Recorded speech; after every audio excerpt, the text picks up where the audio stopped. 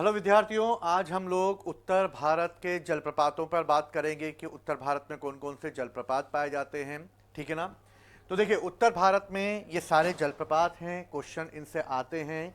कुछ इंपॉर्टेंट जलप्रपात हैं जिनसे क्वेश्चन बनता ही बनता है, लेकिन मैं ऑल ओवर जितने भी जलप्रपात हैं उन सभी को आप लोगों को बताऊंगा, जिससे कि आने वाले किसी भी एग्जाम के लिए आप इसको कवर कर सकें। देखिए, सबसे पहले हम स्टेट वाइज इसको कवर करते हैं। सबसे पहले हम चलते हैं कहाँ पर? जम्मू कश्मीर में। जम्मू कश्मीर में एक जलप्रपात है जिसका नाम है वेरी नाग जलप्रपात। ये झेलम नदी पर बना हुआ है। इसके बाद हिमाचल प्रदेश में आते हैं। हिमाचल प्रदेश में सतधारा जलप्रपात है। इसके बाद हम उत्तराखंड में आते हैं। उत्तराखंड में सहस्त्रधारा जलप्रपात है जो बाल्दी नदी पर बना हुआ है, और इसकी एक विशेषता है कि ये जलप्रपात चर्म रोगों के लिए है, यानी चर्म रोगों का निदान इसमें मिलता है। इसमें कई जड़ी बूटियां आकर मिलती हैं पहाड़ों से, जिसकी वजह से इसमें नहाने पर लोगों के चर्म रोग दूर हो जाते हैं। इसके बाद हम आगे बढ़ते हैं तो बिहार में काकोलत जलप्रपात है। इसके बाद झारखंड जो है, टोंस नदी पर एक जलप्रपात है। स्वर्णरेखा नदी पर हुंडू जलप्रपात है जिसकी ऊंचाई 98 मीटर है, और ये एक इंपॉर्टेंट जलप्रपात है जो कई बार एग्जाम में पूछा गया है। ठीक। इसके बाद हम मेघालय में आते हैं। मेघालय में लिंगश्यांग वाटरफॉल है।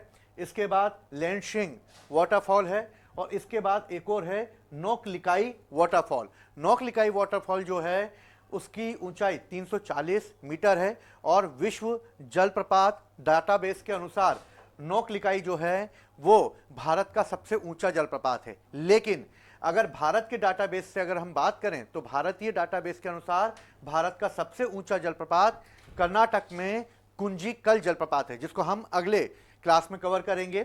ठीक। इसके अलावा जंग फॉल्स जो है ये अरुणाचल में स्थित है। इसके अलावा भीमताल एक जलप्रपात है जो राजस्थान के बूंदी में स्थित है। चूलिया जलप्रपात चित्तौड़गढ़ में स्थित है, ये चंबल नदी पर है। मोस्ट इंपॉर्टेंट है, कई बार एग्जाम में पूछा जाता है। बाकी ये सारे जलप्रपात नर्मदा नदी पर बने हुए हैं। जैसे नर्मदा नदी जहां से निकलती है अमरकंटक से, अनूपपुर जिले से, वहीं पर कपिलधारा और दुग्धधारा जलप्रपात है। इसके बाद नर्मदा नदी जबलपुर में आती है, वहां पे धुआंधार जलप्रपात है।